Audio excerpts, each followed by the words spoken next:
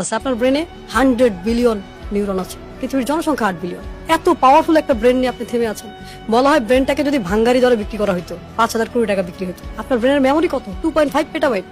পেটাবাইটটা কি এটা বুঝতে গেলে আগে বুঝতে হবে যে 1024 কেবিতে 1 এমবি, 1024 এমবিতে 1 জিবি, 1024 জিবিতে 1 গিগাবাইট, 1024 গিগাবাইটে 1 টেরাবাইট।